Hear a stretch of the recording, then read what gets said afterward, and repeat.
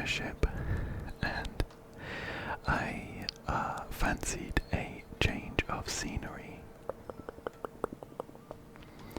But we are actually going to be heading back to the Radiant Feldspar for the weekly Divergent Universe.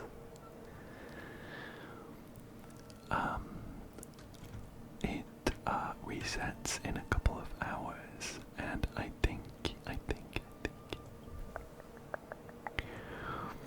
yeah, the Memory of Chaos resets in a couple of hours as well.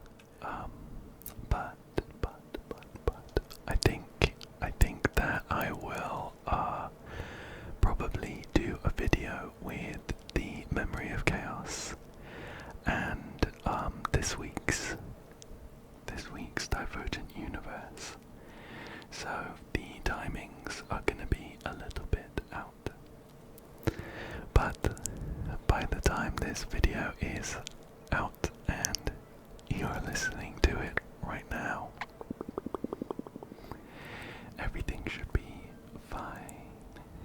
No need to worry. Just me thinking out loud. Anyway, I'd also like to take the opportunity to try out my newest character, who is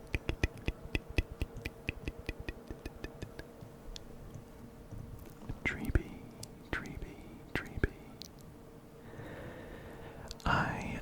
I think I mentioned a couple of times that I wasn't actually planning on pulling for her. Not since I did the last big pull for Phainon. And I was just throwing in any random pulls I got while Treeby was on Bano. And I managed to get lucky, and here she is. So I'm very glad that we managed to get her. I've built her up as well, so I think she works pretty well. She has 4,623 HP. She has 127 speed, but she's on the Sprightly Ponwhack set. So the first turn she will get advanced forward by 40% and will go before the rest of my team so we can get her buffs going. Otherwise, she has 79.7% crit rate, 140.4% crit damage, and 124.4% energy regen. So I think she should work pretty well. I have her on an S5 dance light cone. So she will boost everyone forward when she uses her ult. I don't have any Eidolons, of course. But she is she's on the 2-piece Sprightly Ponwhack set, and a 2-piece Scholar Lost in Erudition, with a 2-piece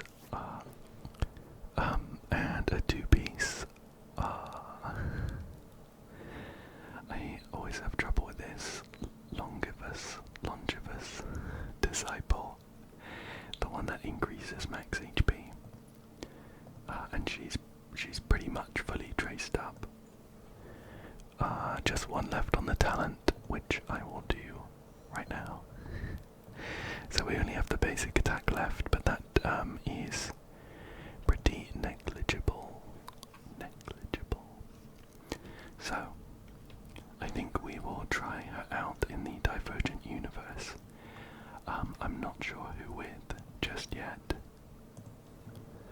Why don't we head on over and see what this week's setup is?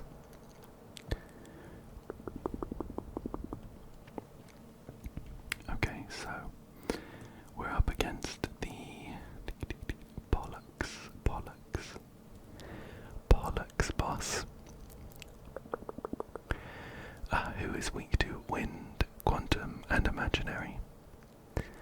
And we start with a pretty general golden boon buff that will increase ally targets' final damage by 25%. We also get their ultimates for free. And the weighted curio is for destruction or erudition. Destruction or erudition. The equations we have are related to erudition and elation for the follow-up attacks as well. Okay.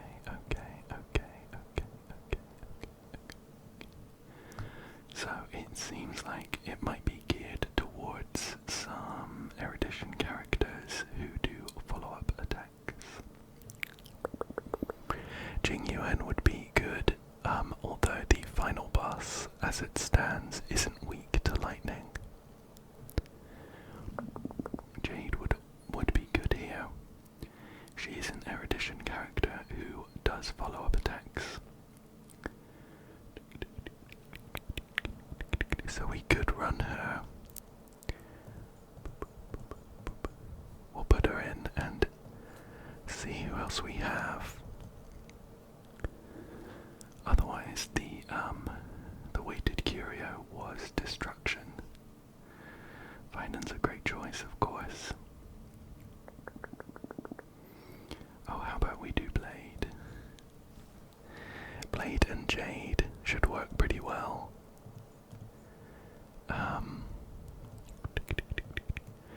The trouble is, with those 2 slots filled, I will want to use an abundance unit to make sure Blade is topped up. Maybe Lorcha.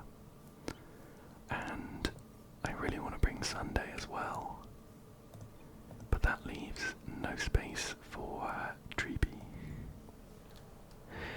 So I might drop Jade and we'll just run with Blade for now.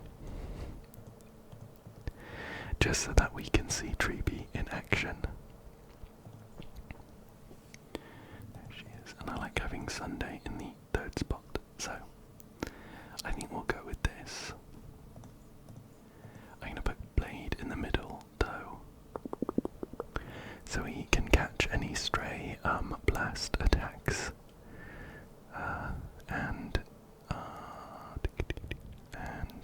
Yeah, I think we're good to go. We'll try this out. It would have been great to bring Jade along as well. She works really well with Blade, because she has like an HP drain mechanic. But I did really want to use Treeby, so here we are.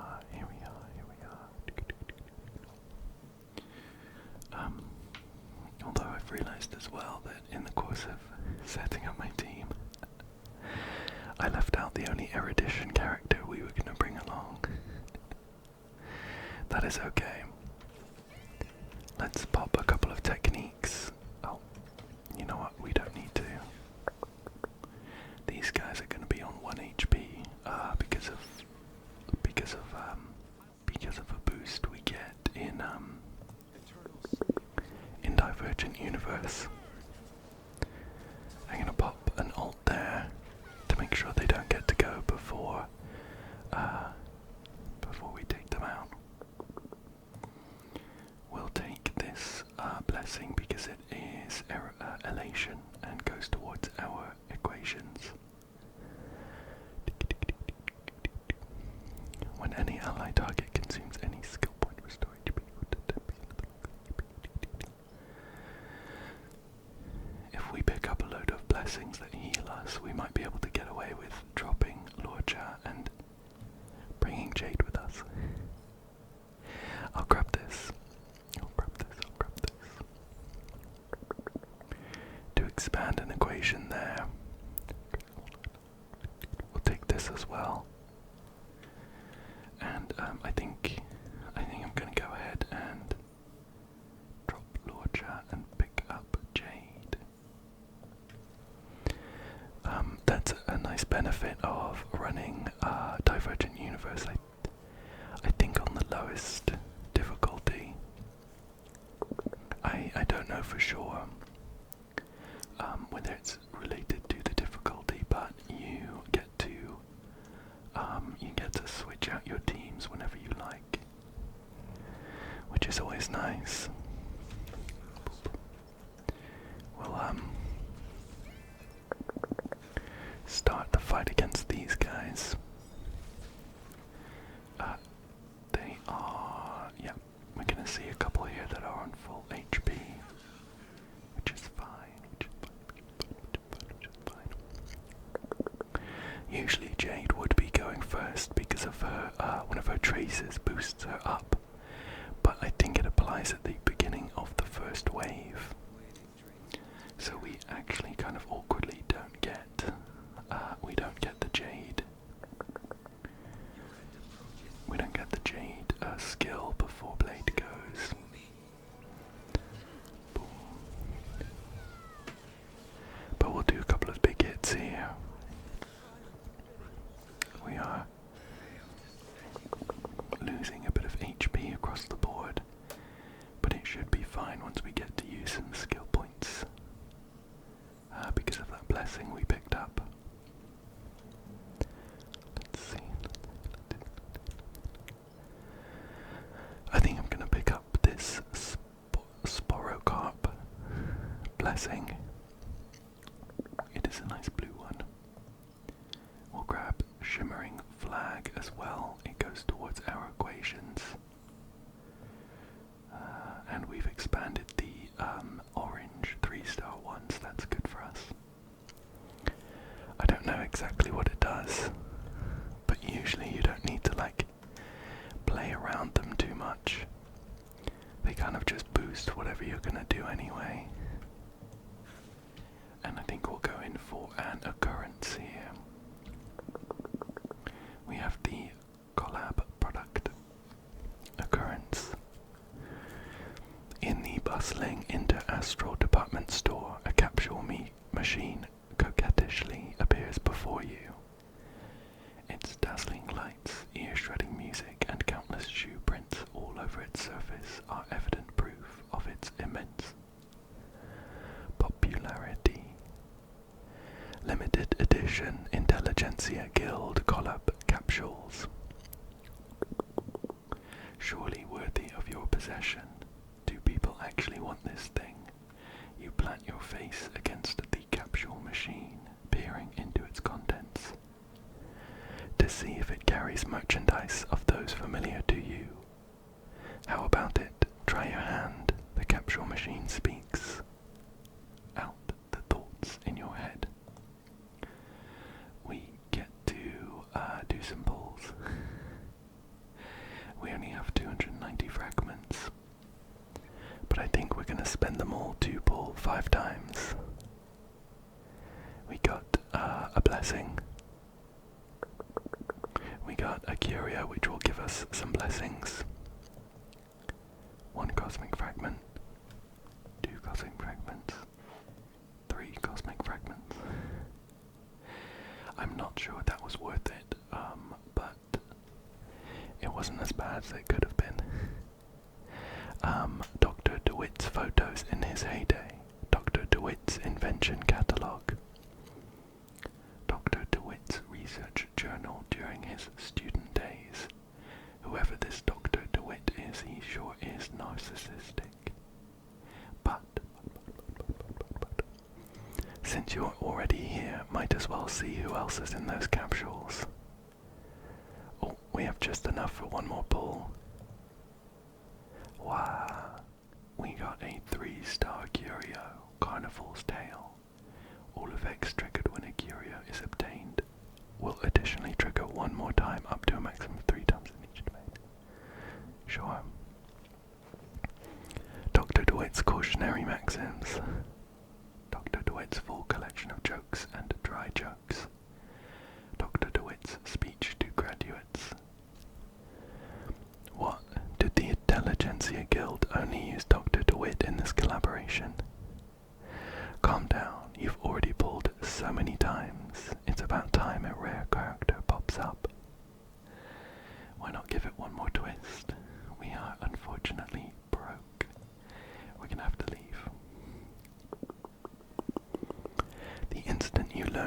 go, the sunk cost is the instant you become smarter than half the guild members in existence. Ouch. That felt targeted. Let's head into the boss domain. We're up against the Howling Casket.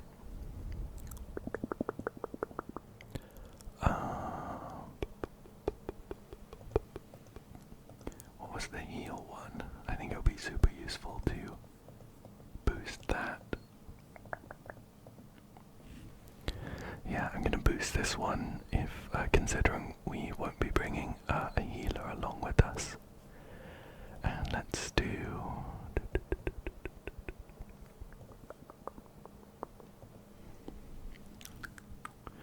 Let's do this 3-star erudition blessing, and what did that one do? Cool. Cool. And we will pop some techniques and jump into the fight here. Boom. Boom. Boom. We should see Blade get a load of passive stacks with Jade's skill on. Let's pop Treebee's ult here. It does boost everyone as well because of dance, which is nice. Boom. I guess I'll do Jade's ult first. We'll only get 3 stacks, so we won't miss out on any, oh. We charged the brain in the vat. I'll do it again then.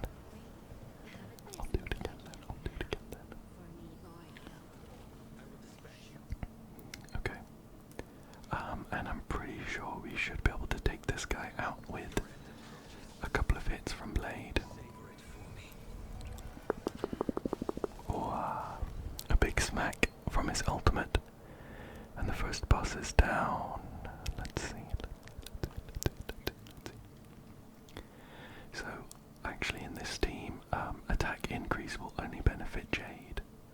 Blade and Treebee,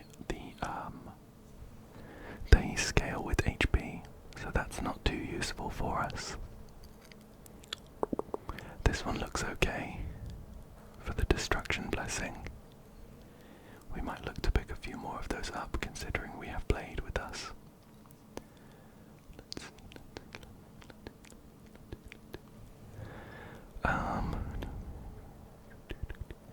This one looks okay for us. We do have a destruction character in Blade, so I'll pick that up.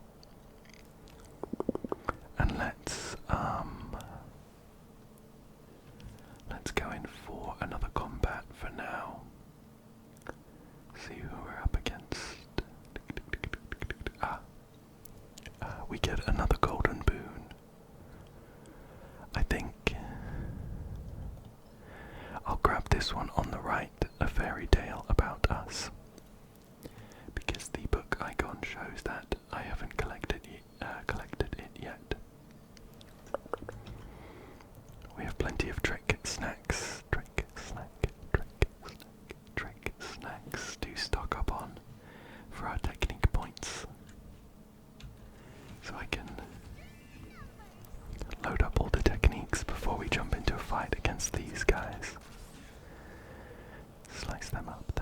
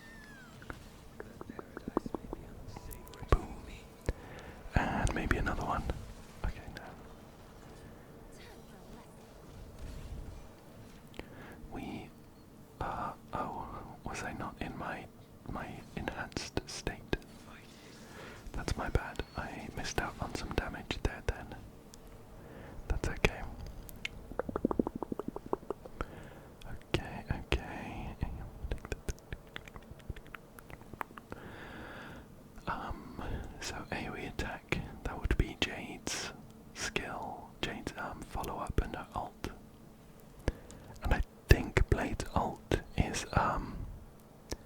an AoE attack, so I think, yeah, we'll grab that. We'll grab that one.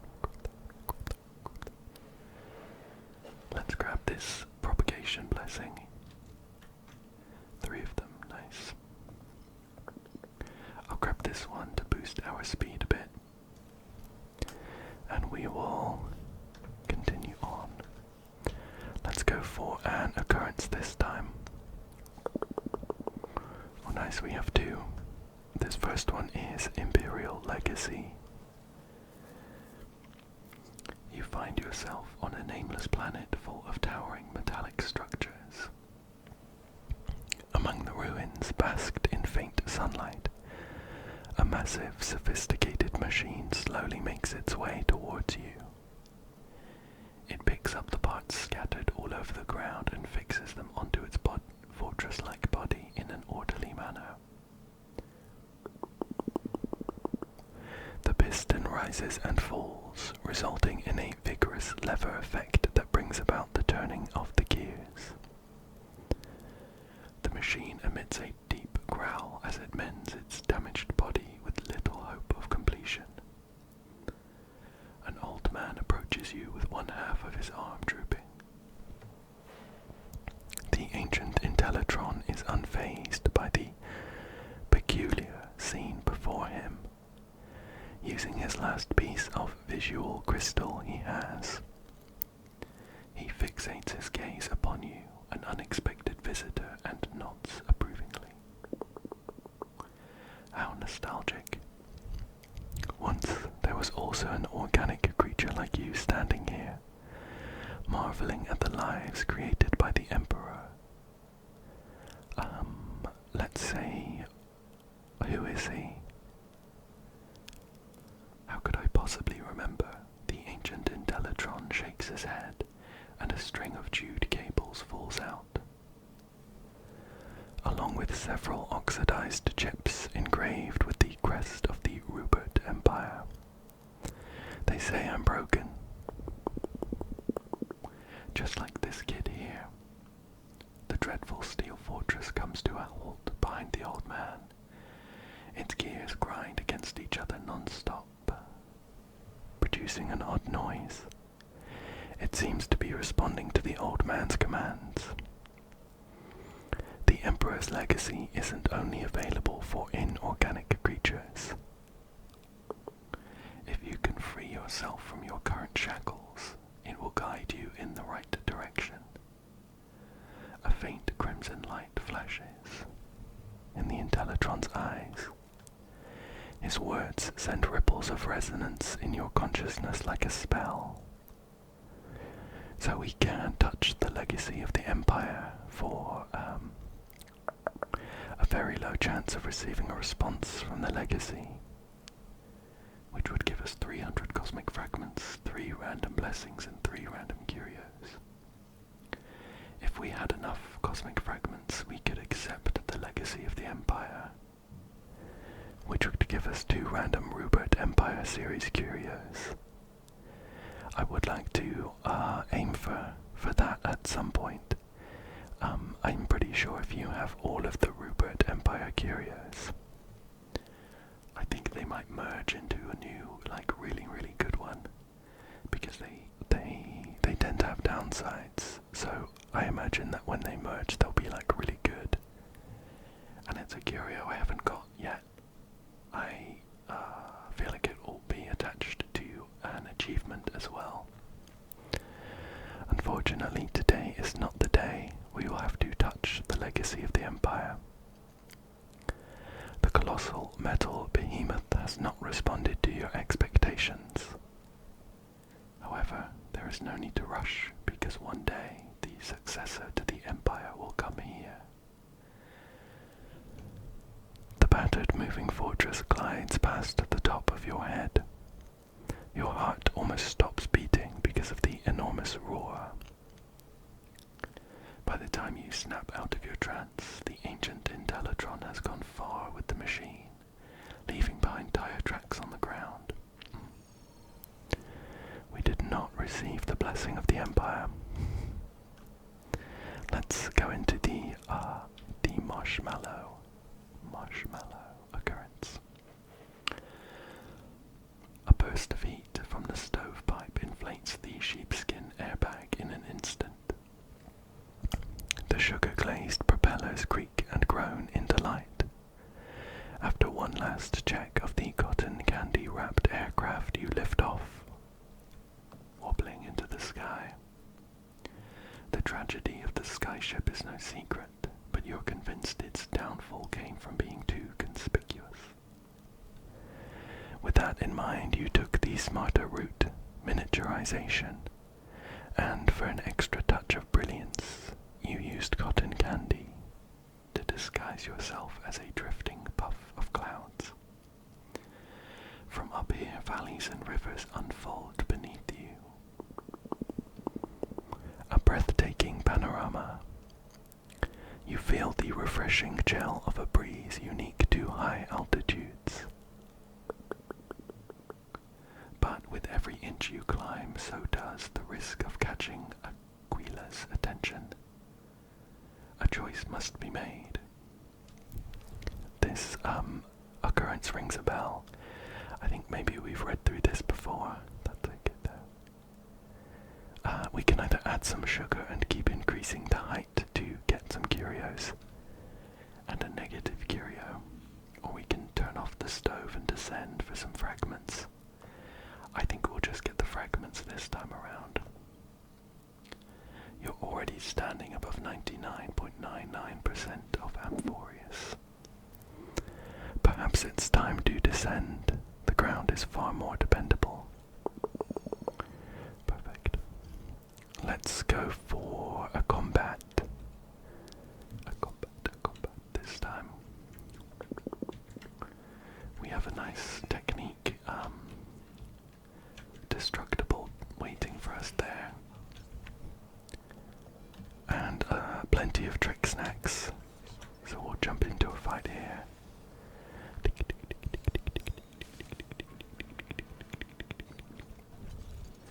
Looks like maybe one of our blessings, or like a golden boon, seems to heal us to full every time a fight starts, which is perfect for us. And we're doing some really good damage as well. I should be able to take this guy out with a normal attack there, and we'll follow up with an ult from Blade on the second wave. Perfect, perfect, perfect, perfect, perfect, perfect, perfect.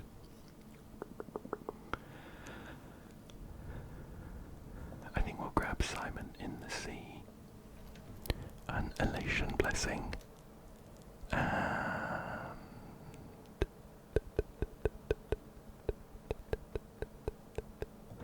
we'll grab this destruction one, even though I don't think it's too great for us.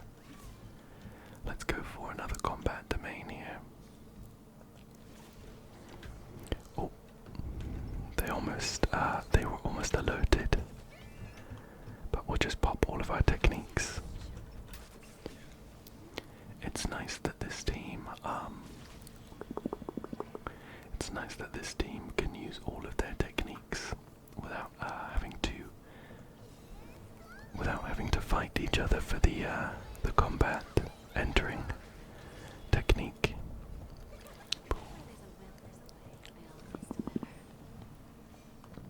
And I think we'll do the same here. We'll just do an enhanced basic attack for the first hit, and we'll follow up with an ult on the second wave.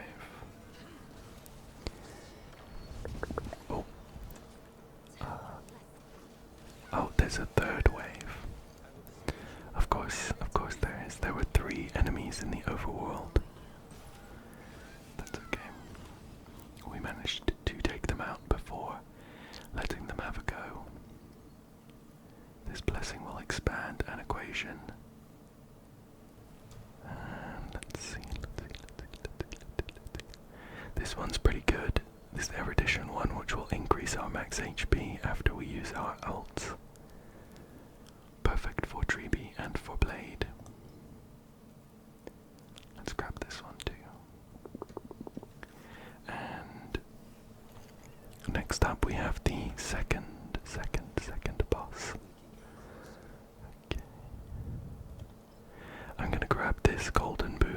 this again, we haven't got this one yet, so we will add to the collection. Let's enhance our blessings. The one that increases our HP will be good. Yeah, we'll grab that one.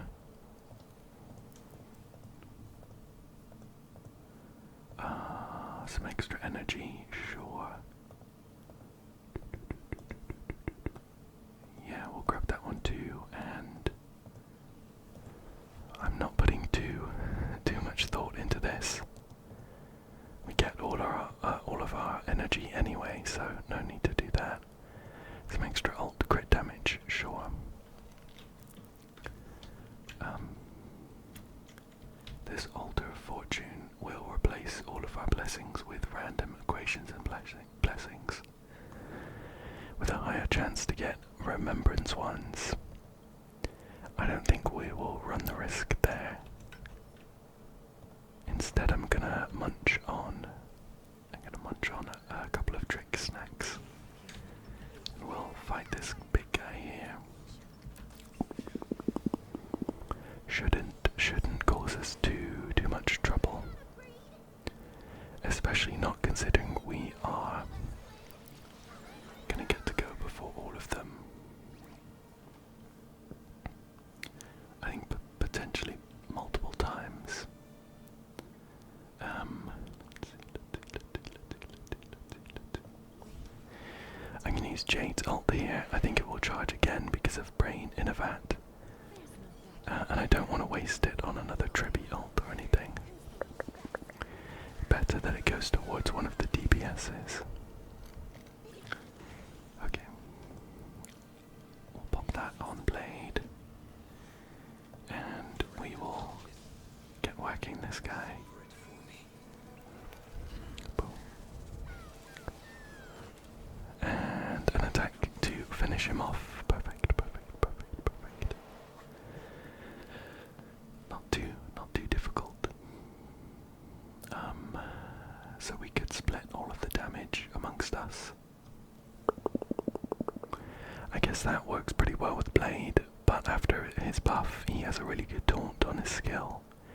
So I'm not sure we need that. I think the 20% all-type res pen for ultimate damage will be good for us. We should be able to clear out the fights nice and quickly.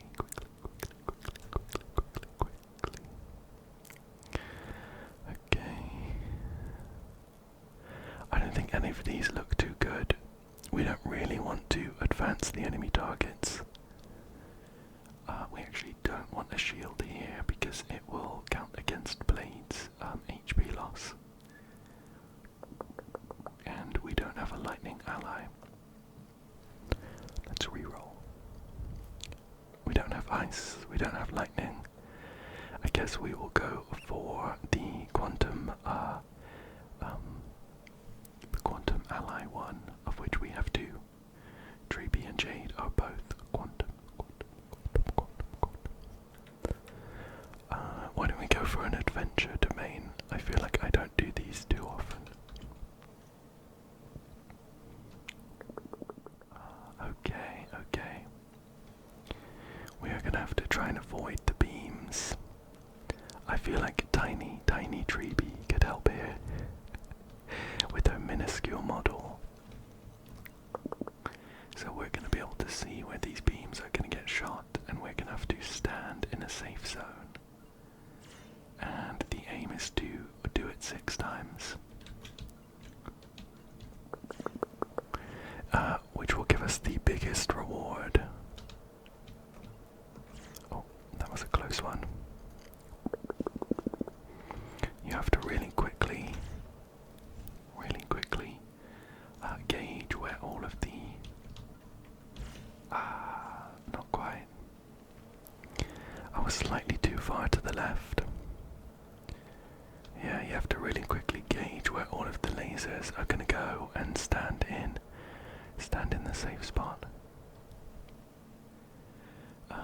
I'll grab this radiative decay one. Should help us out with Blade's damage. for another adventure domain. Round 2, where we can hopefully get the full reward. Okay, so this one we need to match up the spinning the spinning circles. Oh no, I did that one too soon and that one too late. That was a disaster.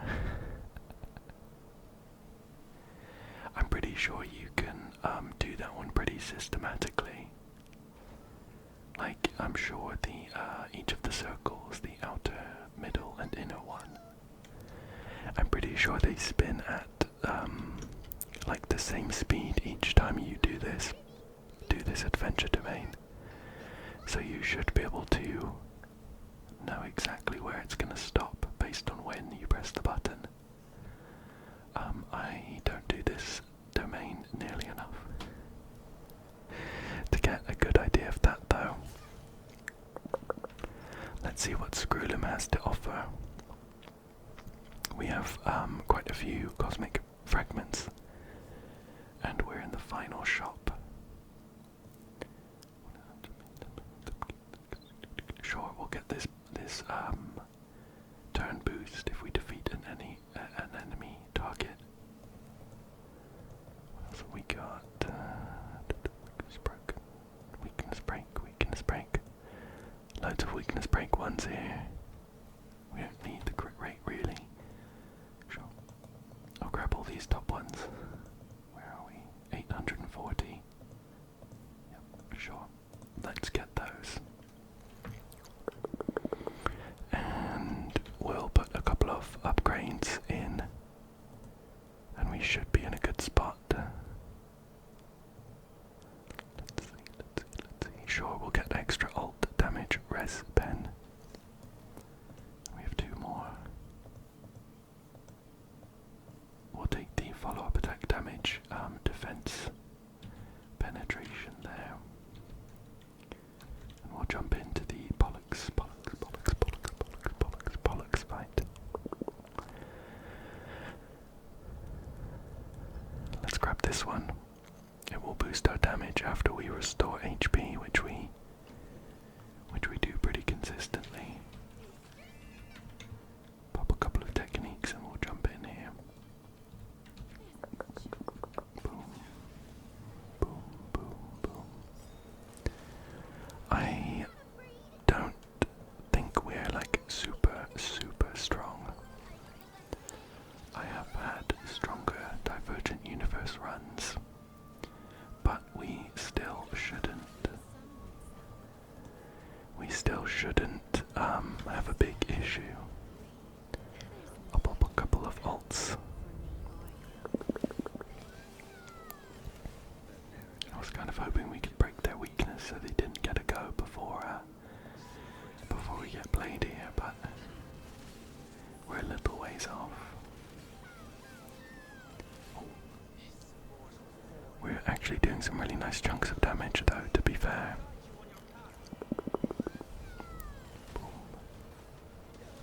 All of the kind of chip damage we get from Treeby is very, very nice. Blade triggered his follow-up right at the beginning of his turn, which I think is fine for us.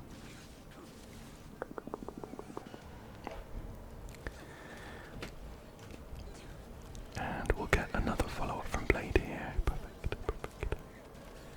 I think I'll probably save his ult if I can help it for the 3rd phase of Pollux.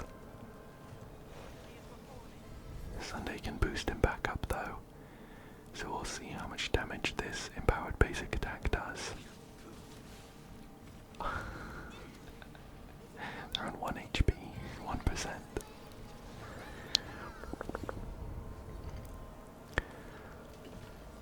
Okay, a couple more hits from Blade. I'm hoping this is a nice big ult hit with the tally of HP loss. I don't know if I can see that anywhere. So many buffs, my goodness. 7,772.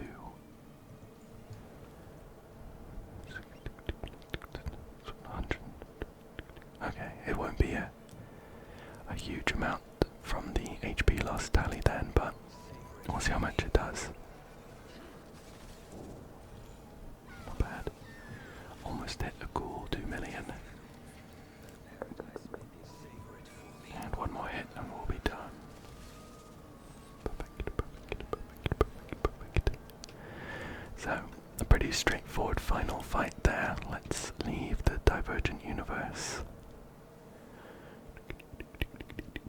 We'll pick up, yeah, I don't think it was strong enough to save this one, but we'll pick up our weekly rewards, and I've now been throwing my random pulls into the saber banner. Although I'm not a huge fan of Saber. I do think she's pretty cool. Honestly, if I had to pick between the two Fate characters, I would pick Archer. Thankfully we got a free copy of Archer. Considering they're both limited though, and once they're off banner they will very likely not be back. I'm throwing in my random pulls onto Saber. We're not very far in though, so we're not high pity. And it would be a 50-50 if anything showed up, but we have 2 pulls to do here. So let me throw those in. Oh, 3 pulls I think even. Yeah, just about 3 pulls. Nothing there, and one more. Oh, we have a light cone and some starlight. We also have a standard pull from the Divergent Universe. Do that, sure, and where are we looking? Nope, unfortunately nothing there, but that is okay. That's it for the Divergent Universe though, so I'll see you in just a second to start the Memory of Chaos. Even though it will be a couple of days for me, probably.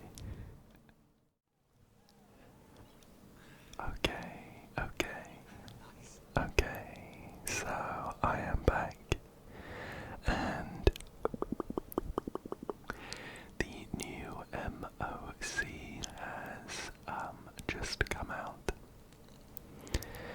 and we are here in the Astral Express, ready to jump straight into it.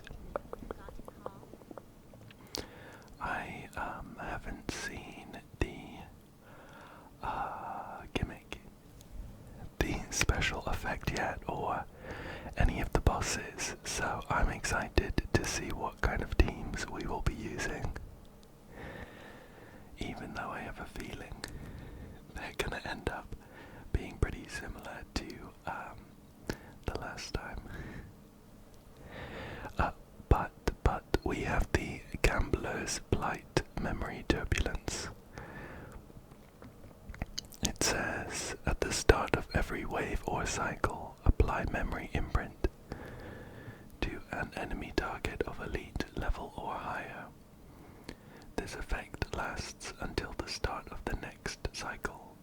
Memory imprint is a special kind of burn effect. The holders of this effect receive Fire Dot at the start of each turn. When an ally target uses their skill attack on a target with memory imprint, they will deal damage equal to 220% of the attacker's attack to the target and adjacent targets. Sure. Well, it looks like it's geared towards skill damage characters, of which I have quite a few.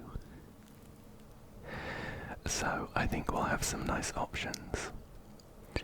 I do have a couple of of new characters since the last MoC, so I'm excited to try and use those.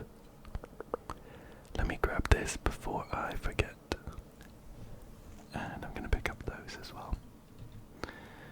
Okay, let's see what is going on floor 9. So we have the Dark Sun Griffin on the first floor, who is weak to physical, fire, and quantum. Quantum looks like a good pick here. And the second floor is the past, present, and eternal show boss, who is three individuals who share a health bar, and they're weak to physical, fire, and imaginary.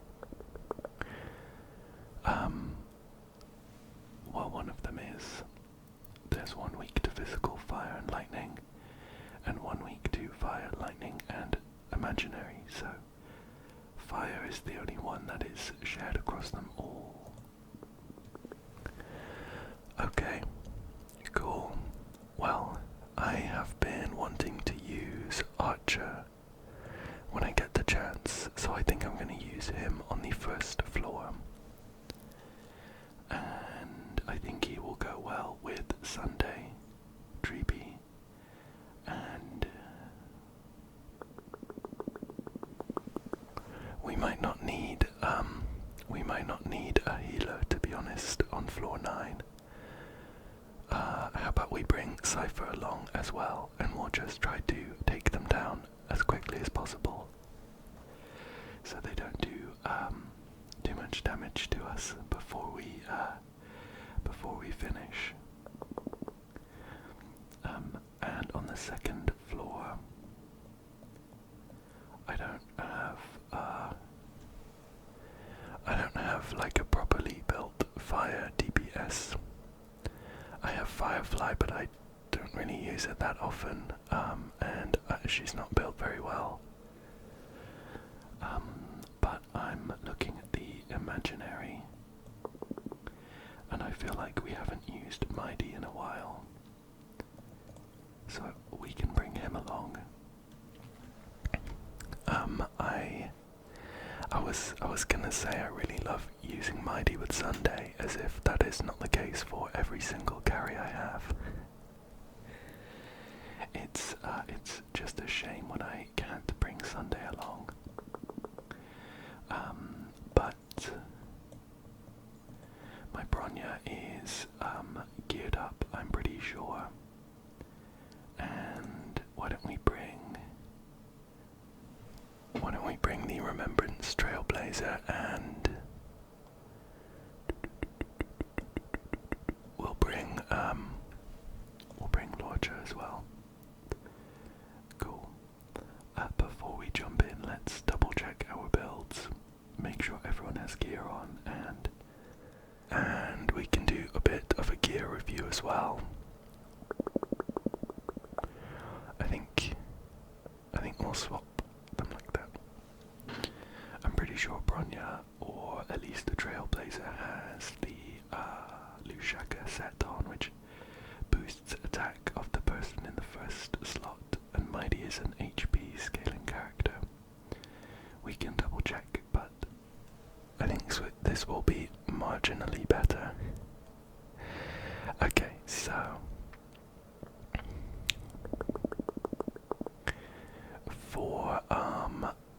for the builds, we have Archer here.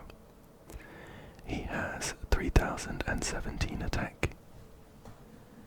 He has 113 speed, 81.2% crit rate, and 176.8% crit damage. As well as 61.2% quantum damage boost. Usually I speed tune my characters so that the carry goes just before Sunday, who is at 137 speed. But I'm pretty sure I was using Archer in, what was it, maybe it was just a memory of chaos. And I figured that actually it doesn't matter too much whether he goes before or after.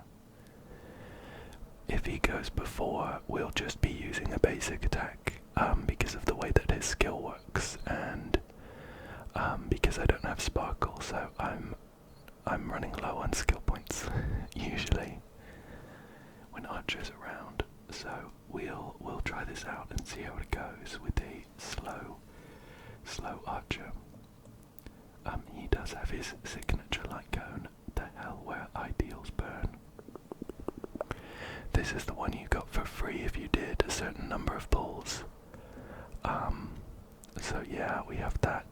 He is almost fully traced up.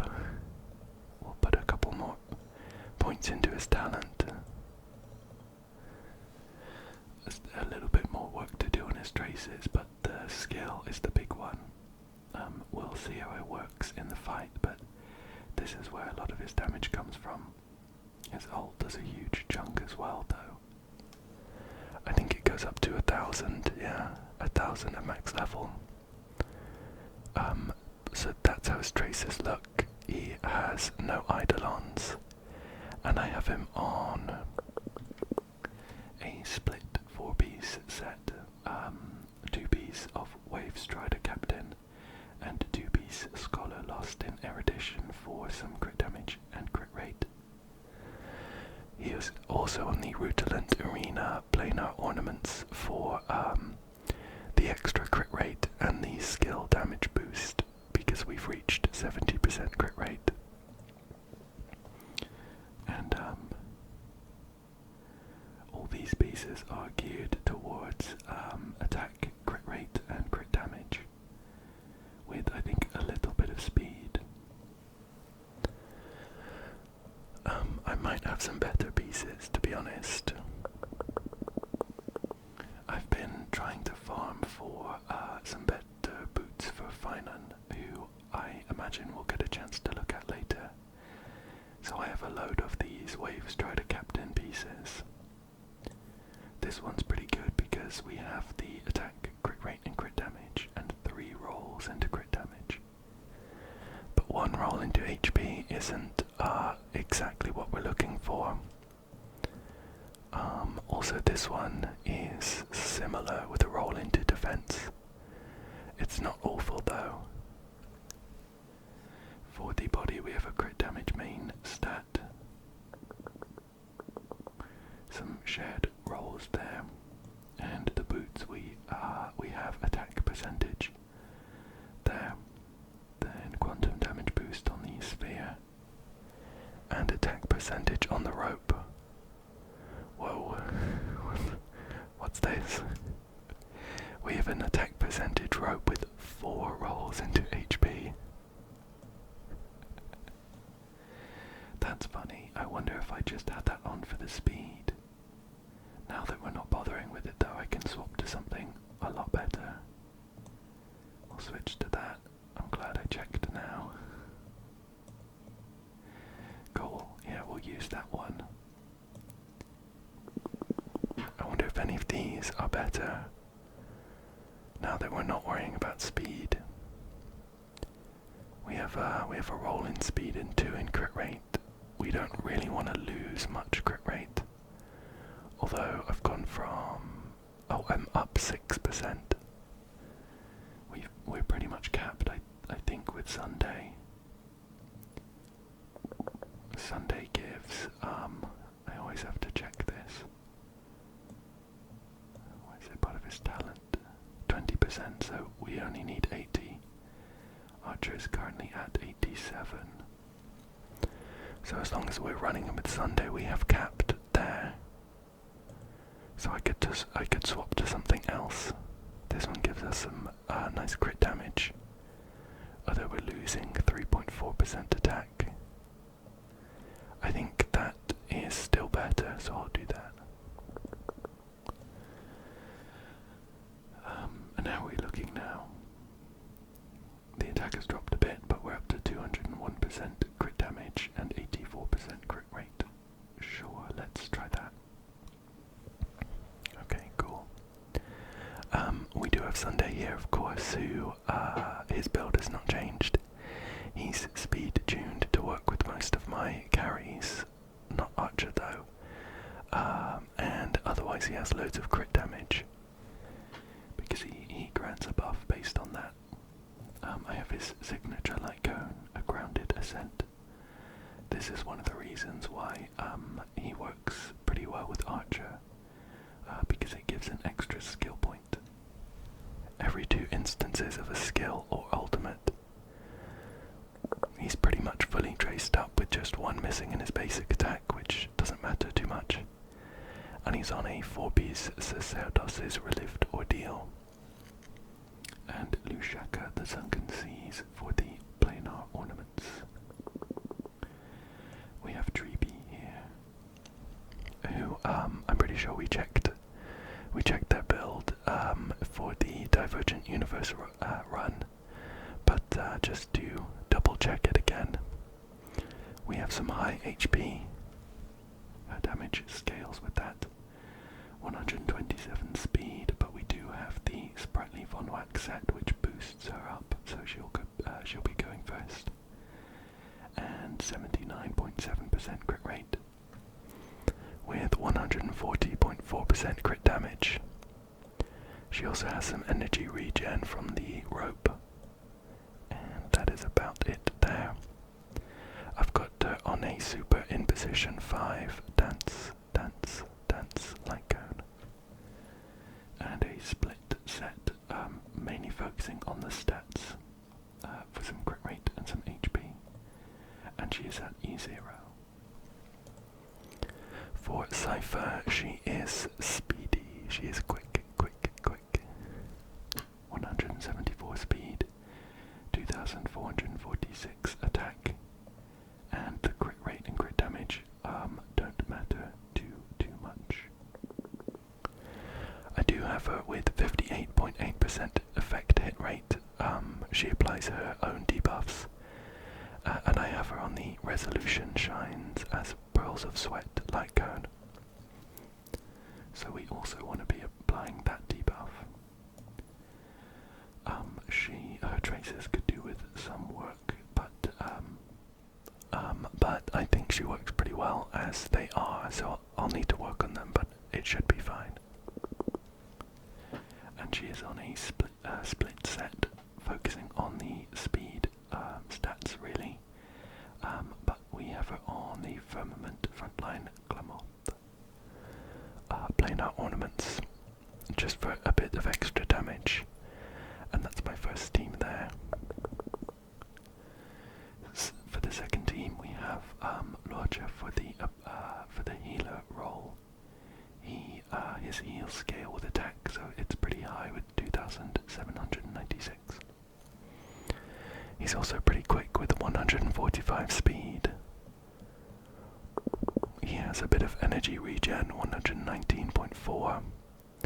I wonder if that means I haven't leveled up his rope. And he's got a high effect res with 77.4%. He's on this light cone which features him on the picture, so it must be good for him. Perfect timing. It boosts his healing based on his effect res, so it is pretty good. He is almost fully traced up. And I have him on kind of a mix of pieces, mainly focusing on the substats, the speed and the effect res, to work with the broken keel planar ornaments, which boosts crit damage, as long as we have an effect res of 30% or higher. Oh no, we do have a fully leveled up link rope, so that is as much energy regen as we can get from the relics. Otherwise he is at E0. I have Bronya up next. She is slow. She is, well, not slow, but she is speed tuned, which is nice to see. I'm glad I put in the work. Oh, let's move off that page. as I was saying that, she is speed tuned to work with the carries. I'll be honest, I haven't used Bronya too much. Does she give like a buff based on her crit damage? Let's check. We just have a damage increase there from the skill. Oh, here we go. The ult increased their crit damage equal to 14.5% of Bronya's crit damage plus 17. Okay, so we're aiming for some high crit damage. And she also has some energy regen. And that's mostly everything that matters. I have her on the but the battle isn't over like Cone, which is at super imposition 3. Helps with energy regen and giving us some skill points, as well as boosting some damage. Her traces could do some work. Could do with some work. Looks like I haven't actually built her very well. I think I hit the speed breakpoint I wanted and left it at that. Especially looking at this next page where I have a level 6 boots and an unleveled planar sphere. I think it's awkward because it would be nice to level the boots up, but I actually don't want them to land in speed in this case. It might break her speed tuning. So if we go to +2, that would go up to 138. Maybe 139 depending on the rounding. But if it lands on crit damage, that is great for us. We'll do a level. Oh, another one in crit damage, perfect. I'm gonna tempt fate with another one. Oh my goodness. One more. Wow. Incredible. Against all odds, we managed to roll 4 times in crit damage. Considering we only have 4 rolls here, that means that this piece originally started with just 3 substats, and the 4th one was crit damage. So in theory, we kind of rolled 5 times on crit damage there. So I'm glad about that. Perfect that it didn't roll into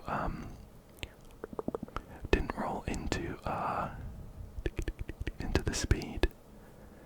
I have her on a 2-piece Penacony Land of the Dreams at the moment.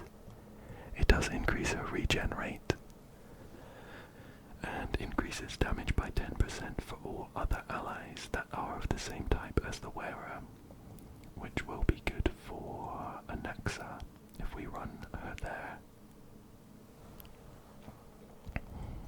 But we're in a similar situation. I actually don't want it to land in speed, so that the we'll put like 1 or 2 in. Attack's fine, I guess. I'd rather have effect hit rate or crit damage. Do one more. Ooh, alright. We got a crit damage, that's great. Effect hit rate is also good for us. Oh, we did hit the speed, which isn't exactly what we want. I'll do another one. Okay, attack is fine. Sure, let's check our speed. 139. Where's Anaxa? He's also 139. Okay. I bricked that slightly if I wanted to run her with Anaxa. It's fine for now though, because Mighty is quicker at 141, so I think this will work. So yeah, those are the relics, and I have her at E2 there. We have the Harmony, the Remembrance Trailblazer rather, who is quick 171 and has some good crit damage. The Memo Sprite also gives a buff based on crit damage. I have him on the Victory in a Blink Light Cone. It's not fully leveled up, but that would only give some stats here which don't really matter for us. Traces look like this. Mem's ones are leveled up, and the Trailblazers ones are not. They're not fully leveled up. They kind of just help his own damage and some healing from Mem. So I'm not going to bother leveling those up for now. For relics, we have a split set focusing on speed, and Lushaka, the Sunken Seas, for the planar ornaments. And he is at E6. But he's the main character, so we get all of those for free. And finally, for now, unless we sub anyone in, we have Mighty. Here he is. I feel like I haven't used him in ages, but I mean, he's incredible, so I love getting the chance to use him whenever I can. He is at 8,960 HP. He scales with that. 141 speed, which is tuned to work with my boosters, Sunday and Bronya now as well. 185.7% crit damage, and 27.9% crit rate, although that gets boosted by one of his traces. This one here. So he gets a lot more crit rate from that. Otherwise he has some... Oh, he doesn't have imaginary damage boost. I imagine I have him on some HP percentage. An HP percentage sphere in that case. I do have his signature light cone, Flame of Blood, Blaze My Path. And he is at E1. So he's pretty powerful. He's all traced up, and his relics are a 4-piece Scholar Lost in Erudition for the crit rate and the skill and ultimate damage, and a 2-piece Bone Collector's Serene Domain for the planar ornaments, which give us some extra max HP and increases our crit damage. So we'll give this a go in floor 9. Floor 9 usually isn't too bad, so I'm hoping we don't have any troubles, although I'm always just a little bit wary when we don't have like a shielder or a healer, just in case something catastrophic happens, but we're just gonna have to try and take them down ASAP for the first half then. Let's jump into it. I did use Archer in a Memory of Chaos video, no, a Divergent Universe video, rather, which isn't a true representation of how well a character does, because you get all those crazy blessings. So I'm excited to use him in a Memory of Chaos. We're going to start the fight with his technique, which will fire off a big arrow. Archer's whole thing is that he can do several skills in a row, and they get more and more powerful every time. But they cost 2 skill points each, so he works really well with Sparkle, who boosts your maximum skill points. He gives you 2 extra himself, but without some extra kind of like some Eidolons or Sparkle, you can only get like 3 in a row. Treeby is going crazy. It's also the first time I've used her in a proper endgame mode. I'm gonna do a basic attack and then try and boost everyone really quickly with the ult. Hopefully I drag them up. Okay, it's awkward that Sunday's just below them. We're gonna take some damage here, but I hope it's not too much. Cypher is here. I will do a basic attack. This guy's gonna do a bit of damage. Not too bad, not too bad. We're gonna boost Archer up here. We are at 6 skill points. I'm gonna go ahead and use Sunday's ult. I think we'll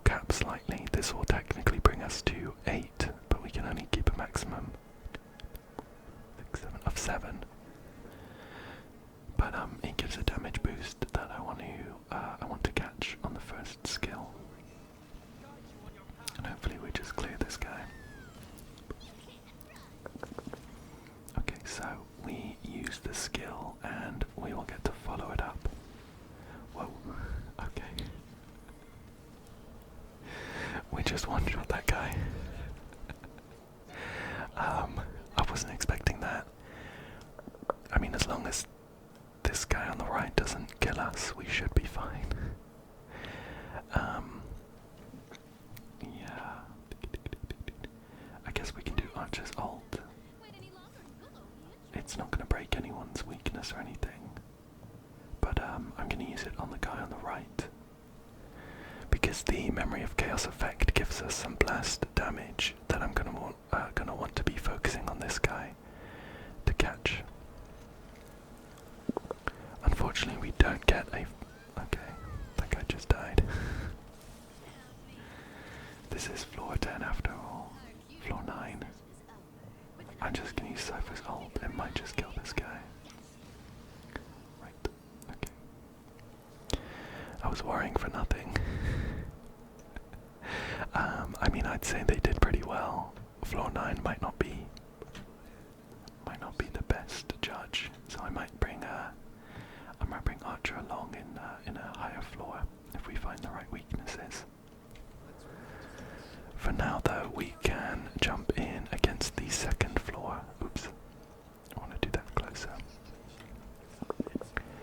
Which I'm hoping will be as straightforward. Okay. Oops. I messed that up slightly. I should have used the Trailblazer's skill to get Mem up. That will delay us somewhat. But it shouldn't be a huge issue. We'll get Bronya to boost Mighty back up. And we'll chain a couple of hits from Mighty here.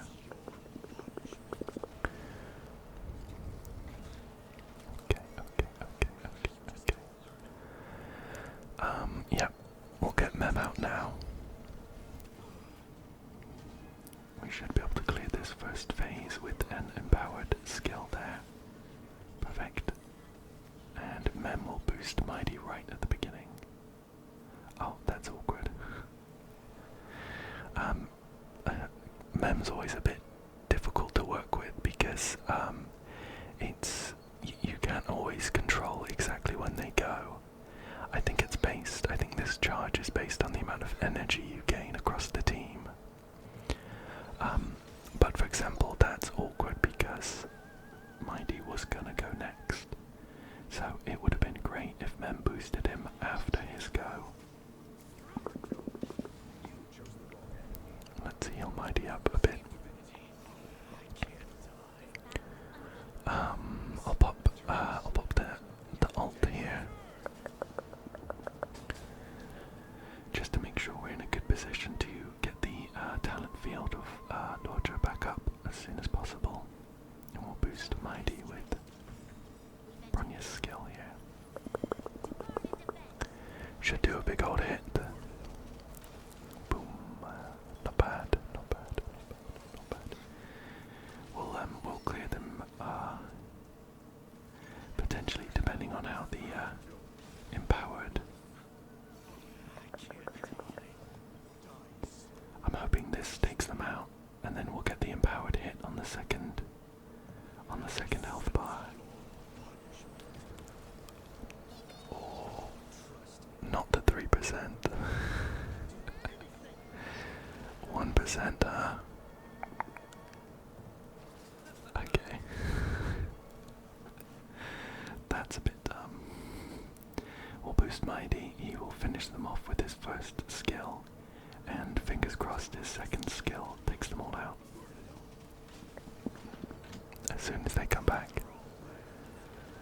Right, half HP, not too bad. That 1% was frustrating. But I think I've said it a couple times before. I'm not too bothered about trying to min-max like a 0 cycle every time. So it's not a huge issue to me as long as I beat them all in the within 10 cycles.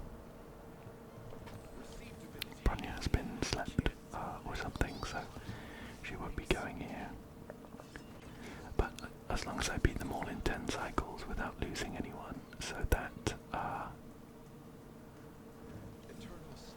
so that I get all of the stellar jades, then I am happy. I'm happy. Okay. Bronya's a little low, but we have Launcher's talent field up now, so Mighty's hit should heal her up. Perfect. Okay. So that one was pretty straightforward. Honestly, the first half surprised me with how many one-shots we did, but we did bring along a hyper carry with 3 supports and no sustain, so maybe it's to be expected. Okay, so we are now against Jabard and the Banacademic office staff. Let's see. So the Banacademic office staff are weak to ice and imaginary generally across the board. So we could stick with a mighty team. And the first half, we have some physical weakness, which is perfect for Phainon. Let's see.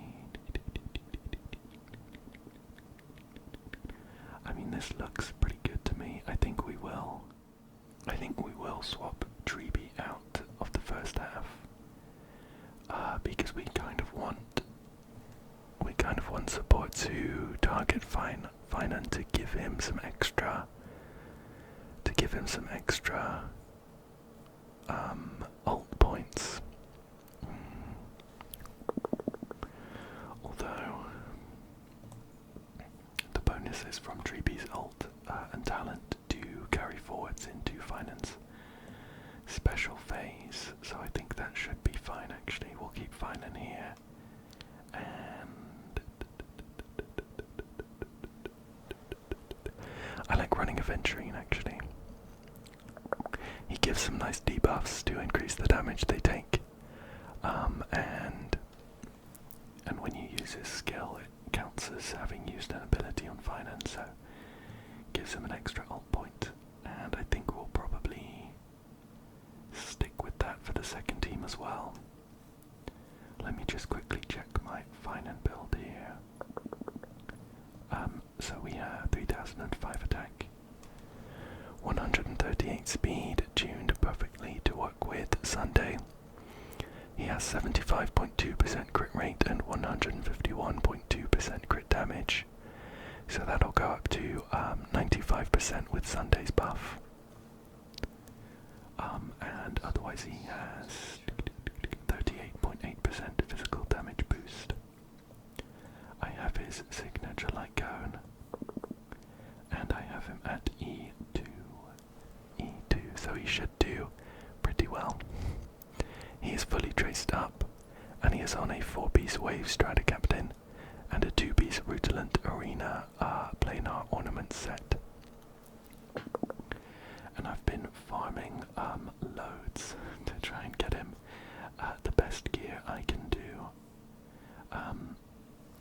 Although it's not highlighted, speed is a really important stat in this case, because I want him to work as well as he can do with Sunday.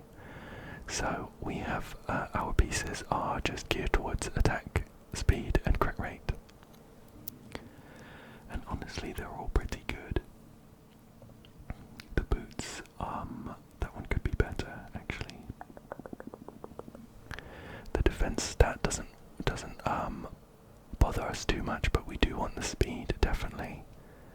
Should we see if I have any other pieces?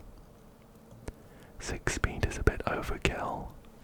Doesn't really do much for us, and we lose out on crit damage and a little bit of crit rate. Oh, this one could be good. If we get speed on the last piece, that would be perfect. Let's enhance that one. Defense. Unfortunately not something we can use. The speed kind of ruins that for us a bit. We could try rolling this one, but we would want 1 roll in speed and the rest in crit rate or attack. Any other better ones? definitely want the crit rate. Let's try rolling this one. Okay, one roll in speed is perfect. We kind of want to leave that there. And rolls in crit rate and attack will be perfect for us now. Okay, attack is fine. 2 in attack. That's good, but I would love some crit rate. Okay, another roll in speed. It was a 3 roll as well. Good for someone, but a little bit overkill on Phainon now. Let's go up to 15. Wow, 9 speed, that is interesting. That could mean that we can swap out some other bits to not have speed on. As long as they have loads of crit rate.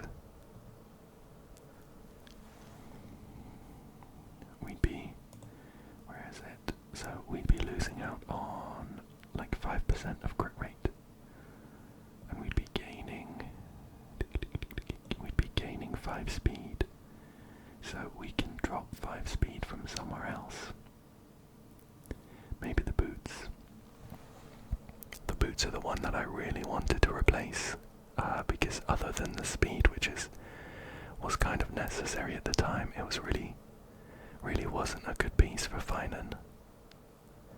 So we would want attack on the main stat and crit rate, and if we can get it, crit damage as well would be very nice to see. But these boots are all a bit... It's a shame because the speed ones are really good. But 25 speed is a bit too much. I think we need to look for all of the other pieces to not have like any speed, and have those rolls go into like crit stats instead. The sphere has 4 in speed and 2 rolls in crit damage, which is pretty good. Let's attack, crit rate and speed and crit damage. The rope is an attack main stat with 5 on speed, 3 rolls into crit damage, which again is pretty good. Shall we see, maybe if we roll one of these boots, like this one, we could get a load of crit rate, which could be nice. Looks like our 3rd roll gave us effect res as the final stat. HP is not really what we're looking for. I'll do one more, I'll go up to 9, see what we get. Okay, let's scrap those. And we'll try... What else have we got? Let's try this one and see if we get some crit rate. Defense, not what we're looking for. Let's keep going. Okay, the crit rate is good. I'll do another one, and if we get crit rate, I might go up to 15. Otherwise, I don't think this one's worth it. Defense, not really what we're looking for. Maybe we'll get loads of crit damage. That could be good. We could work with that. Let's try this one. We'll do one more. 2 in HP percentage, not great. Okay. So we're sticking with the same pieces, I think. I mean, this one is pretty good.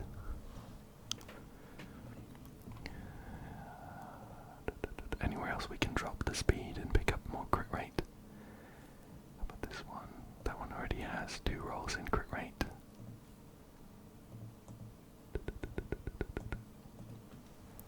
Attack and crit rate, I think it rolled. Okay, once we got break effect as an extra stat and then it rolled again.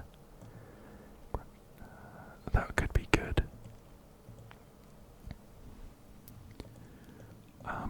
Let's try this one. If we get attack percentage, then that's going to be a really good piece for us. Effect hit rate, not so much.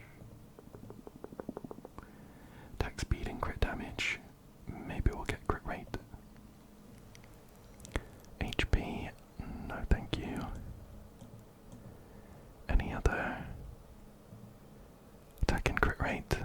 Crit damage would be great for us. Flat attack is not the worst.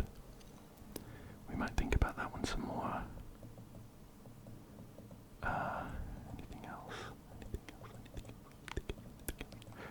We definitely want the crit rate. We definitely want the crit rate. I think I'm going to try rolling this one. If we get crit rate or crit damage, we are happy. If we get the other two, we are not. Okay. Okay, off to a good start. Even better, let's keep going. Keep our fingers crossed.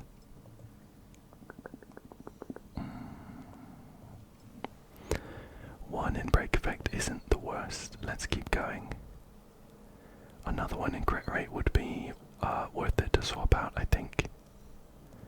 Oh, two in break effect. Awkward to see. I think I might stick with what we've got for now.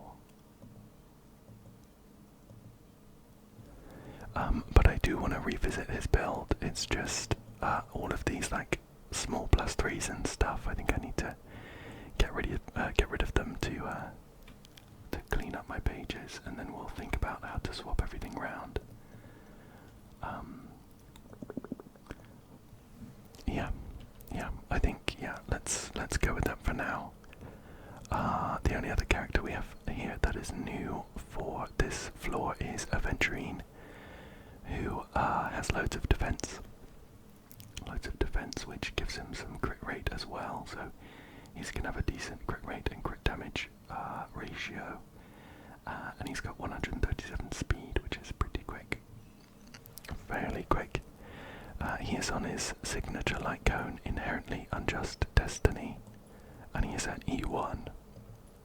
He is all traced up, and we have him on a 4-piece Knight of Purity Palace for the shield boost, and a 2-piece Lushaka, the Sunken Seas. So, that was an unfortunately long gearing segment where we ended up exactly the same as we started. But I mean that's just Honkai for you, isn't it?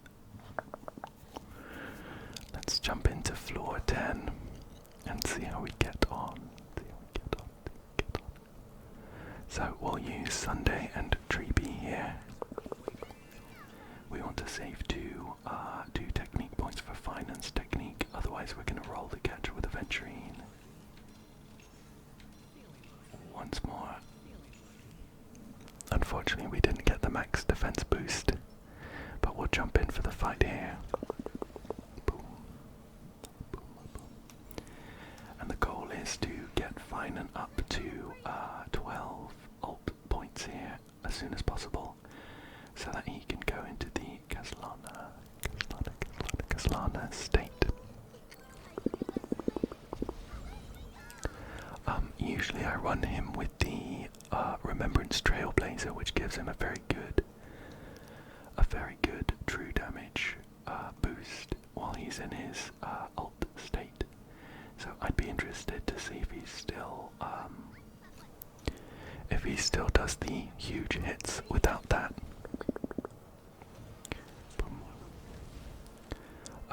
We're gonna boost him back up with Sunday. And we're gonna pop Sunday's ult as well. So he's up to 6 points. Go. Treeby is so much fun to watch.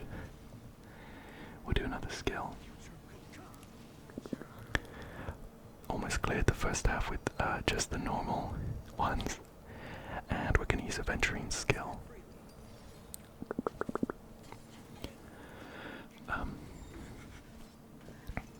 I don't think that... Oh, okay.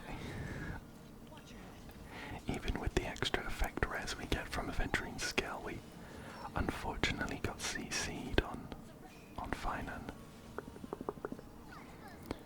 Okay, he's free now. We could pop his ult. I did just want to check. I'm wondering when maybe I misunderstood how he gets his core flame points.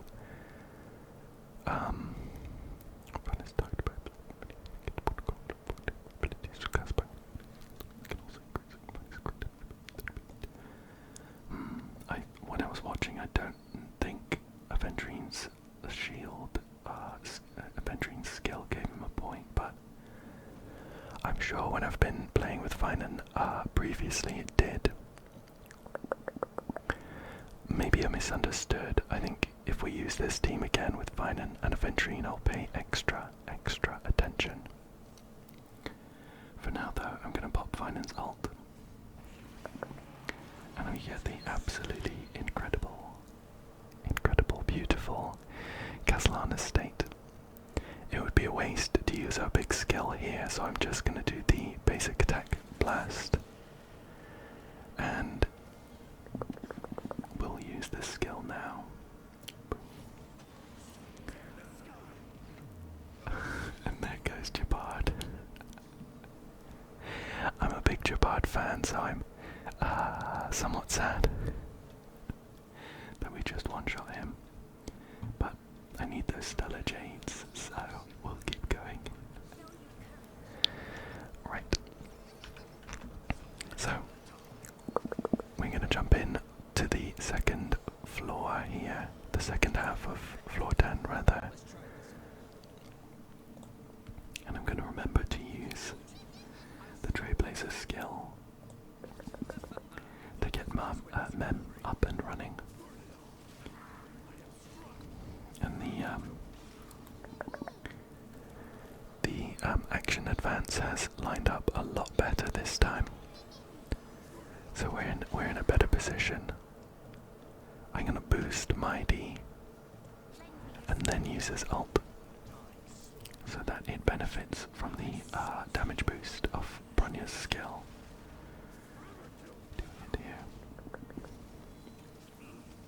Oh, big mistake. Big mistake hitting Mighty there. We get a follow-up attack with his skill there. And now we are fighting the Benacademic Office staff. I want to try and break everyone's weakness so that I don't get the negatives of these angry TV guys. I will heal Mighty up though, because we're fairly skill point positive. I think skill point neutral really. I'm not sure we are actually. Bronya's going to be using her skill every turn. Mighty doesn't use skill points, so we're down 1. Trailblazer will be basic attacking, so we're at 0. So we're not too far either way. Depends on what we do with Launcher. But I'm gonna boost Mighty for now. Oops. Should have used the ult just before that, but I wasn't quite quick enough. We'll do the ult now. Once Mighty gets his big hits on this boss, we chuck the HP bar. His E1 causes his enhanced skill to hit all of the enemies, and I think do a bit more damage as well. So we should see a big hit here. Okay, not bad, not bad. I'm gonna basic attack here, just to make sure that we have enough skill points for everything. Perfect, perfect, perfect. And Bronya's gonna drag him just up ahead of the next cycle, which doesn't matter too much, to be honest. Especially if we're not aiming for a 0 cycle. We just want to get everything done within 10. Within 10 and without losing anyone. They are getting loads of turns in a row, but we have the talent field up, the Abyss Flower, so we should be able to get everyone healed. I should have hit that other TV. Mighty could use some healing, but it would mean that we don't have any skill points for Bronya, so I'm just going to do a basic attack here. Oh, perfect. Launcher's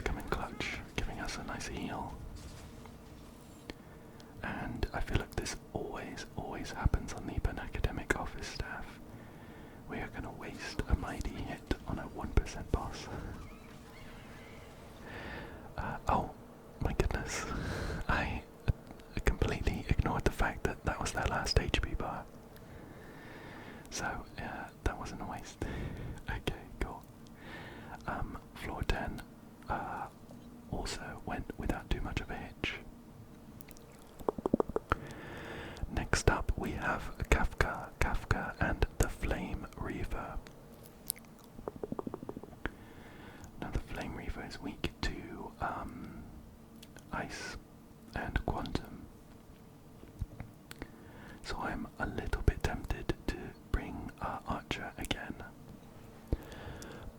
But I'm pretty sure Flame Reaver has a phase where we need to do AoE damage.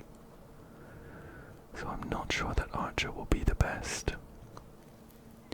It's not, although he's a hunt character, because he gets to use his skill multiple times and can pick different targets, it's not like the end of the world, but I do think bringing the Herta and Jade would be better for us. So I'm going to go with that. I'm going to bring the Remembrance Trailblazer, and I think I will bring Phainon with us as well.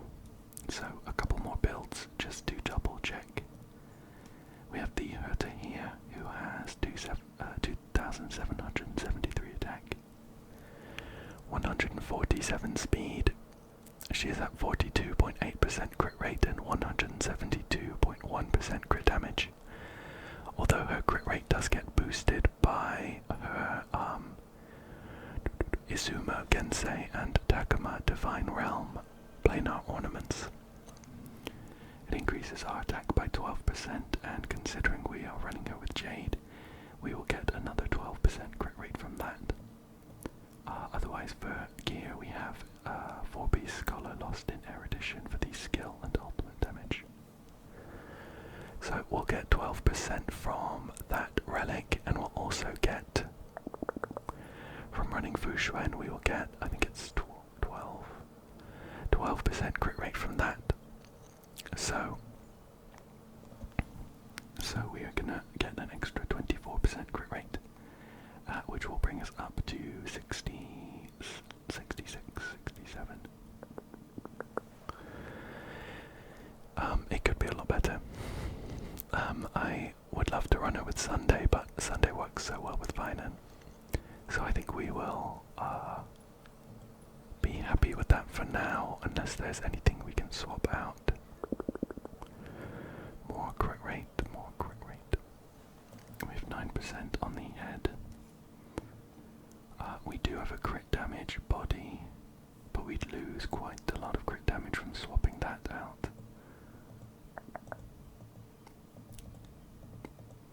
Any of these other pieces good for us, I wonder? We're gonna want some speed, at least, just to maintain the breakpoints. And crit damage would be good. Okay. A lot of speed there. She is at 147 speed, so she's actually quite a bit quicker than Sunday. So we could actually, even though I'm not running her with Sunday, we could afford to drop some of that speed in favor of crit rate. So that would be 8.7 up from 5.5. We'd lose out on a bit of crit damage.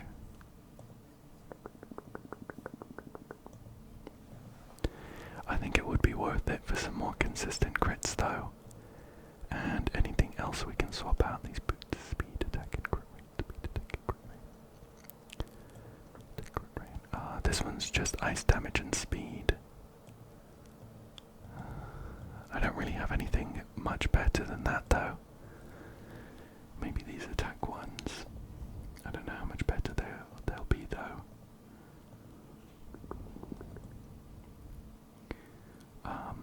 Let's see. Speed attack, speed. So at 46, we'll get 24 from the bonuses of having this team. So that will bring us up to 70% crit rate. I'd love some more, but I'm not sure.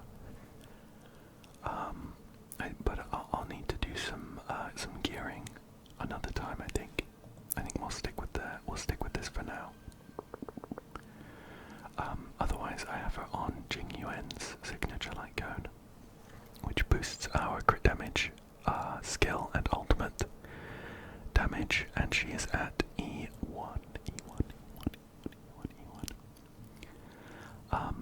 Jade here has 3008 attack. She's very, very slow, which is fine. She has 42.1% crit rate, which will get boosted by 12% because of Fu Xuan's, that's up to 54. And also we'll get another 20% from the Poet of Morning Collapse 4-piece. So we'll be up to 74% there. These are the gear I have. Poet of Morning Collapse and Inert Salsotto.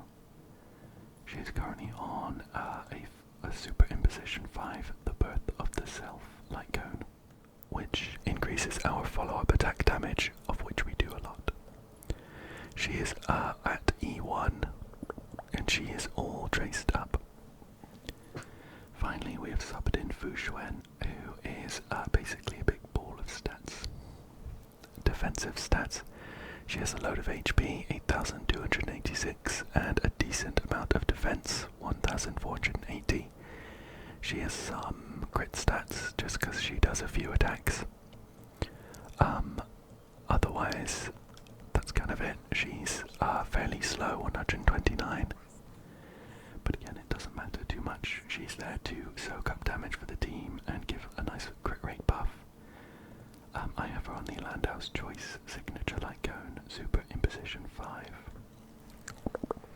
For the Taunt, the aggro increase and the damage reduction, she is almost all geared up. She's just missing a bit of crit rate, which doesn't really matter, and a little bit of damage on her ult, which again is fairly negligible. Otherwise, she is on a split 2-piece set, focusing on the defensive stats, and Lushaka the Sunken Seas for the planar ornaments. And she is actually at E1. I lost a 50-50 to her, since she got put on the like the 50-50 banner pool, so we get some extra crit damage from the knowledge effect, which is nice. But with that, let's jump into the fight here. I'm expecting my first team to do really well. Phainon is a newer character, and he should do pretty well in the Memory of Chaoses and most of the endgame modes for a while. But let's see how quickly we can take down Kafka here. We're gonna roll the Aventurine Catcher again. One more.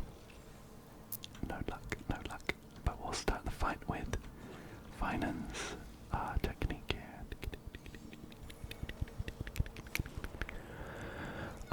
I don't know that I've fought this guy on the right, Black Tide's champion. I'm just gonna try and take him down quickly in that case. We'll start with an ult from Treeby, which will helpfully boost everyone up because of the dance light cone.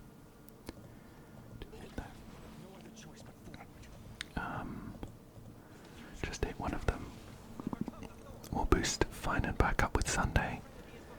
Brings him up to 4 because of the targeted ability. Should be up to 6 after this. Oops. I should have used Sunday's ult before then for the damage boost. I think this Sunday ult should bring Phainon up to 7. 1 for being targeted and 1 for the energy gain that it gives. That would be 8 then, actually. I think it should bring him up to 8. 7, 8, perfect. And from when I've been playing with Aventurine and Phainon previously, the skill use gave him a point, so I'm hoping this brings him up to 9. Okay, cool, that worked. Maybe I just missed it the other time. Wasn't paying attention or something.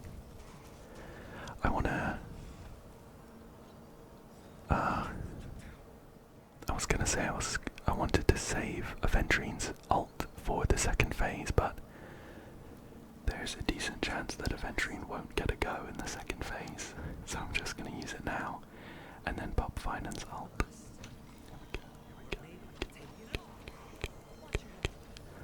And we also get an extra shield. Perfect, perfect. Right. So these guys are on high enough HP that I will be happy to use the skill bounce here.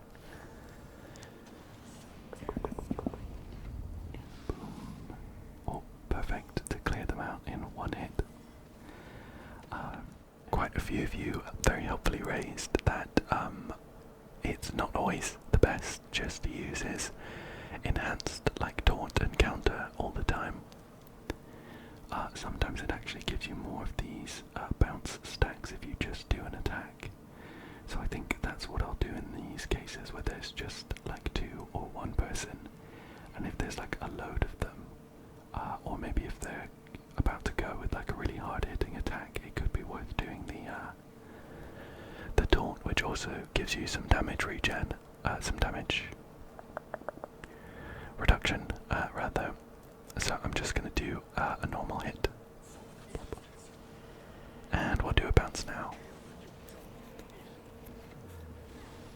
Oh, it's so much damage. We'll do another normal hit. And finish it off with another hit. Perfect. So much damage, it's kind of crazy. Here we are against the Flame Reaver though.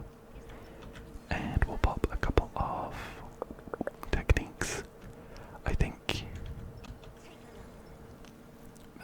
the Trailblazer and Jade might fight for the area effect here. Okay, no, we get both. Perfect.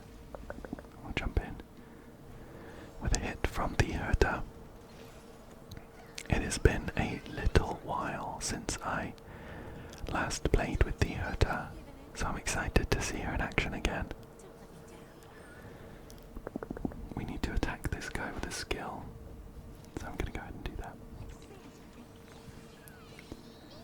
And Mem comes in clutch to bring the Herta back in, so we can hit Bartholos with a basic attack. And now we need to hit them with an ult. We don't have any of those up just yet. The Herta will be ready soon though. Potentially Jade if she takes a rogue hit as well though. No, we should be good here.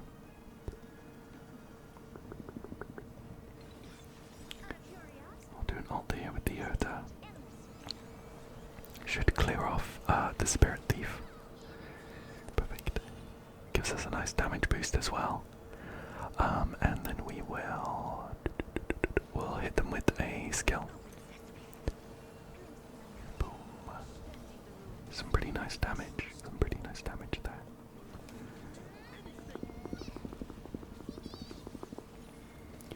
Managed to break their weakness just in time. I do need to do Fushuan's skill though, so that we don't lose the damage reduction and crit rate buff. Need to make sure that that is up at all times. Couple hits here. I'm gonna pop Jade's ult just for some extra damage. And we have the Herta ready to go. Boom, boom, boom. It's always kind of noticeable when I run these teams without Sunday. Maybe I should have considered running Bronya instead of the Trailblazer, but he gives some very, very good buffs of his own. But yeah, it's always noticeable because like the Herta, I feel like they get a go every 3 turns if they're run with Sunday, but it's a little bit slower this time around. Oops. Maybe I pressed that ult a little bit too soon. We're gonna waste a bit of damage on this guy, I think. Shouldn't be too much of an issue. Wow, we didn't even kill him. I do want to save this empowered skill, so I'll just do a basic attack. Perfect. Here we are against that's the Flame Reaver. So we can actually save up to 2 inspiration points. And I want to try and get this up to 42 for the max damage. So I'm just going to do a basic attack here, I think. And another one.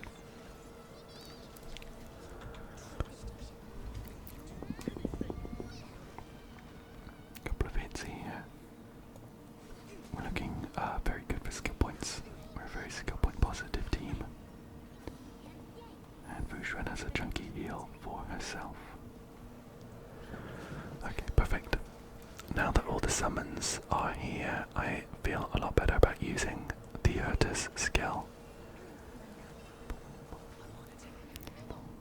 We will pop her ult as well to bring her back up in the turn order.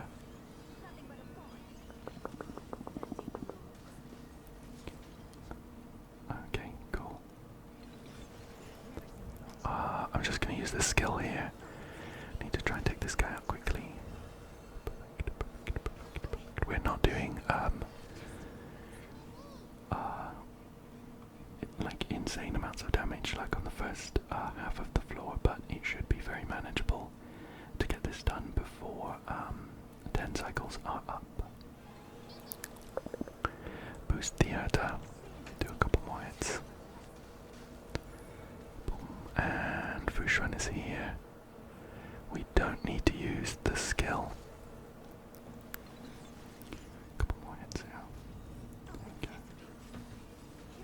And we get an ult up ready as well. I kind of don't want to waste the empowered. Oh, perfect. We managed to just push him over the edge. So no need to waste an empowered skill on just one guy on like 5% HP. I'll do it here instead. Boom. Boom, boom. Reapply Jade's skill here. I'll pop the ult to follow it up. Boom. Boom. And Vushren, we do need to redo the skill. I'm gonna pop her ult as well, although it does some pretty good AoE toughness damage in particular. I don't mind using it here because it gives us a passive point just in case the Urta takes like a big chunky hit. Alright, we should get a couple of the Urta goes in a row here. With Mem boosting her back up. I think we'll do... So good, I'm going to do a basic attack, then an ult, then a skill, I think. Or else we would have run out of skill points for the empowered one.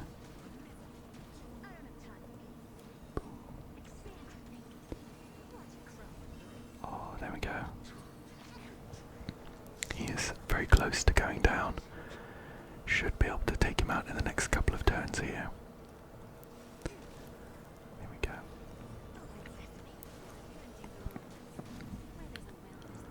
Almost 2%. Okay. We'll get him this cycle for sure. Perfect. And that is floor 11 finished without too much trouble. Just one floor left to do. Let's check it out. Okay, so floor number 12 we have a Svarog here. On the first half, who is weak to wind pretty notably. And the second half we have Aventurine. So I think we will start off by swapping these. I want to bring Phainon and Sunday. And Aventurine along for the second half. I think I will put, let's see here, just someone to replace Dreeby, because I want to use her in the first half. Why don't we bring Ron May for the second half here. And for the first half I think we will do Alexa. We'll do gonna have to check that build, aren't I? We're gonna bring Treeby along as well as let's see, a healer.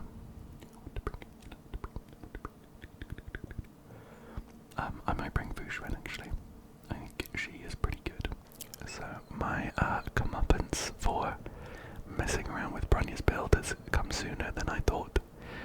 We might need to double check how all of the speed tuning works. There is actually like a hidden decimal value, so it is actually possible that Bronya is still a little bit quicker than Anaxa.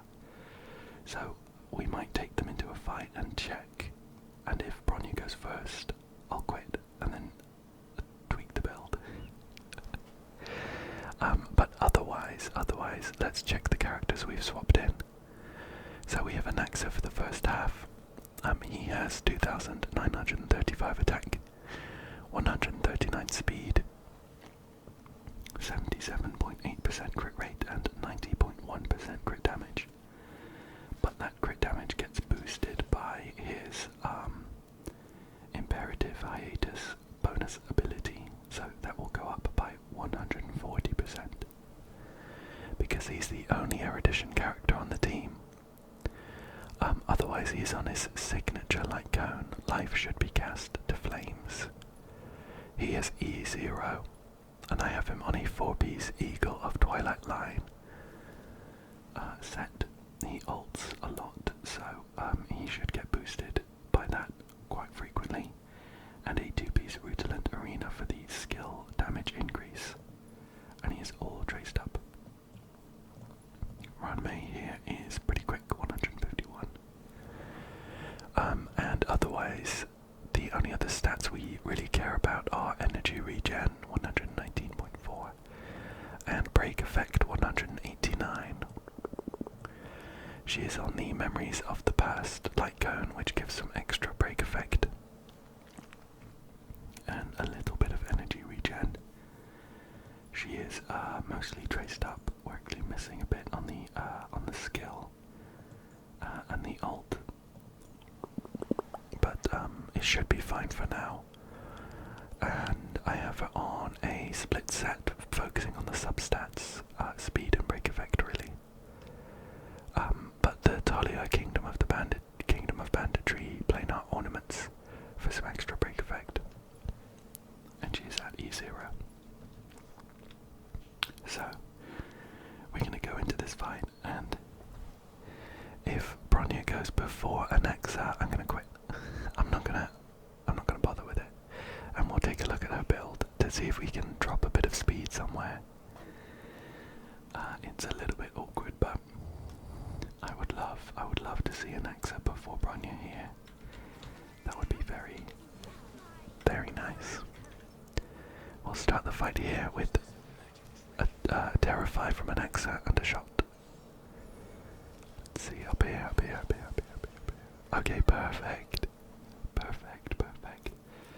I'm pretty sure it's not like random, because they've got the same speed. There is like a hidden decimal. So I think it should be this order every time we play. With these two together, so I think we're good. Let's start off with a basic attack from Treeby, which should hopefully give us enough energy for the ult. Perfect. We can pop that to bring everyone up, ready to go. And then we'll do a bunch of skills here for Anaxa. Boom. We'll do the boost with Bronya to get the damage boost before we do the ult.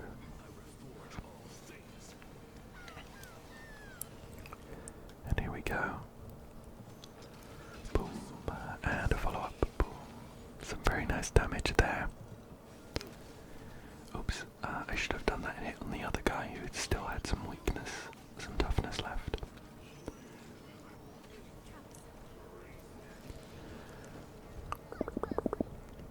Okay, let's do the blast attack in the middle to maximize the target's hit. And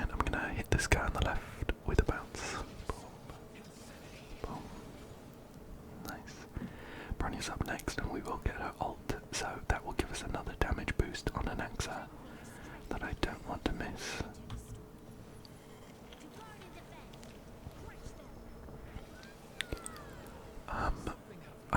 I'm not entirely sure whether it's better to try and cut in just before his turn with his ult, or to wait. I think he does get a bit of energy at the start of his turn. So it's kind of wasted if we have his ult ready as he goes. But I'm not sure if we get the benefits from the Eagle of Twilight Line set if we ult just before his turn. I'm not sure if it tries to like boost him 25%, and then he just goes next anyway, so it's wasted. Let me know if you know how that works exactly and what's best. Then we'll follow up with a skill here. Cool. We're making some decent progress through this first half. I will make sure to use Fushuan's skill to keep the passive going.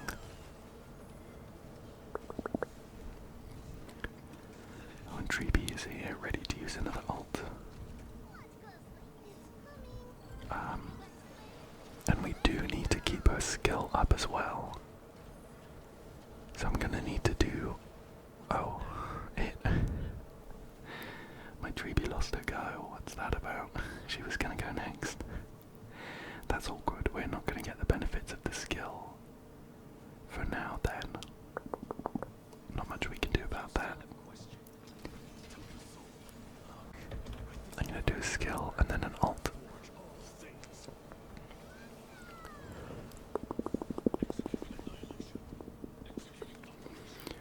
Just hopefully when Svarog does his like hand grab to steal someone, it's not going to be an Axa. He's going to be in charge of trying to break the hands. We're in an awkward spot with skill points here, but that is okay. We don't need to use Fushuan's, which is good. We do need to use Treebies.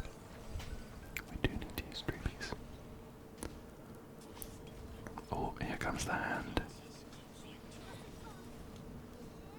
Okay. Although we're gonna overlap the ult usages, I think it's worth it here to boost everyone up before the hand goes. Oh, and we've lost the turn order. I guess Eagle of Twilight Line will do that sometimes. That's okay. I'm just going to do a basic attack with Bronya though, or else we're going to lose our skill point. We'll follow up here. Oh, not quite enough for an ult there. But we did break the weakness on the hand, which is good for us. Good for us there. Okay. Fushuan has a nice heal there. Waiting order's perfect. Oh, Bronya got terrified. She's not had a proper go in like 3 turns. She did 2 basic attacks and then nothing. That's awkward. Oh well.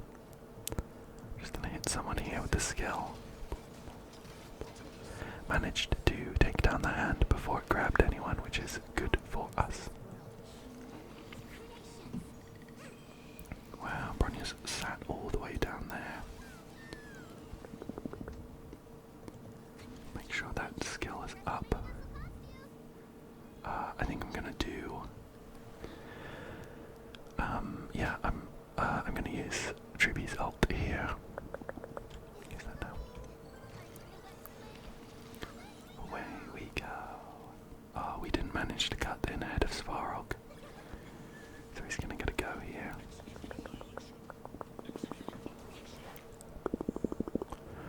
Bronya's here, ready to go though, and I will use her skill where we've lost out on the damage buff for a while. Thankfully, this werewolf robot thing is half HP, so he shouldn't be around too much longer.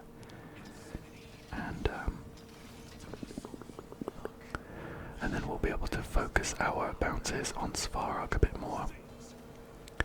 And we won't need to worry about the Terrify mechanic. Okay, he's almost down, he's almost down. Ouch, ouch. Alright, he's grabbed Fushuan, which isn't incredible. Not the worst, but could be, I think maybe Bronya could have been a better target for us. We did manage to break its weakness pretty quickly though, at least. And the werewolf guy's down. Perfect, perfect. It's gonna be a bit easier for us now. Okay. Boom. Boom, and we'll do an ult. Those extra bounces really do make a difference. So we're taking a few more cycles than I would like, but I mean it's floor 12, so it's always going to be a bit difficult. These guys have so much HP. Those are some big chunks though.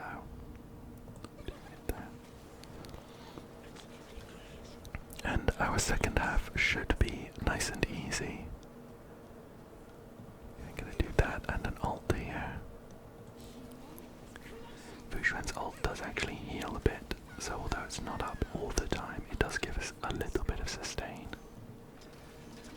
Let's see if we can finish him off with a couple of hits from an Axa. If not, we should be able to do it when Bronya brings him back up. Oh. Who's he gonna grab? Okay, Fushuan again. Honestly, I think that's probably good for us this time round. Bronya will boost an Axa, and we should be able to finish Svarog off before the end of this cycle. I'll use the Bronya ult just to be doubly sure. And here we go. Boom. And boom. Okay. Okay. So that one was, surprisingly, it was a bit of a slog, although we only took we'll call it 5 cycles, so it wasn't like the slowest. Hopefully this second half should be a bit quicker, and at the very least we should be able to do it in 6 cycles. Although still no dice with Aventurine's big defense buff. So we'll start off with the technique from Phainon. And again, we're going to try and get him up to maximum stacks ASAP. I'm going to pop some of these ults now, just so we don't miss out on any energy that we might get from extra hits.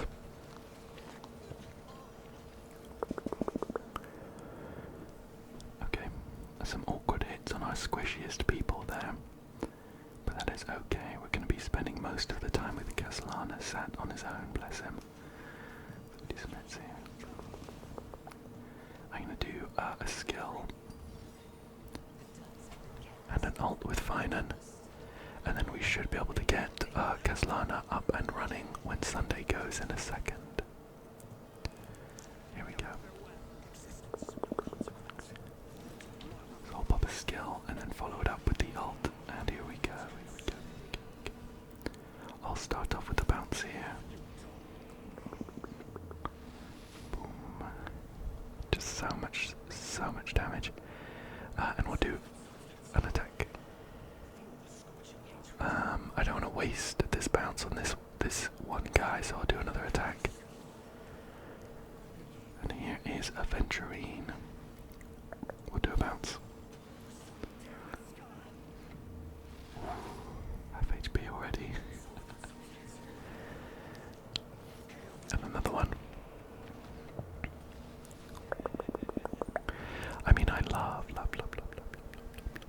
these animations and how he works and everything, but it's somewhat anticlimactic when he just wipes the floor with the final boss. see it, of course, but we'll do a couple bounces. And he is almost done. Well, we're losing the form the next turn, so I'll just do one more attack. And this should finish him off. Phainon enters the cycle once more. Well, you did a great job. And that is it for the Memory of Chaos. We have managed to get all 36 stars for a whopping 800 Stellar Jade. It's always really good fun to use Phainon. I'm very much enjoying the fact that he's very strong right now. Although I'm kind of dreading the upcoming MoCs where there might be some bosses that just don't work with him and his mechanics. Hopefully we get a few more good ones before then. But yeah, very glad we managed to get all the stars. I'm gonna throw them all into the Saber banner at the moment. We are very low on pity though, and we don't have a guarantee, so I'm not really expecting anything. Although I am, of course, hoping. We'll chuck all of these in. Hopefully we see a glitchy ticket flying around.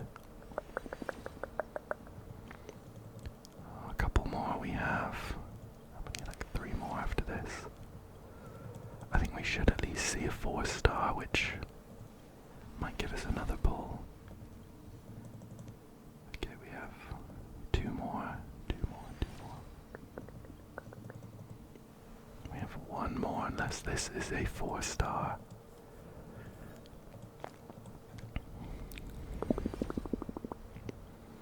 Unfortunately not.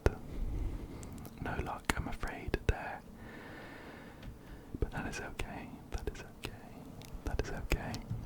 I very much enjoyed the Memory of Chaos this time around, and I hope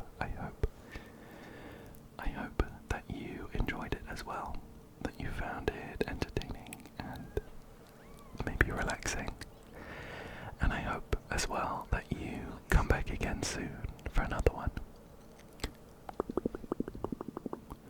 Thank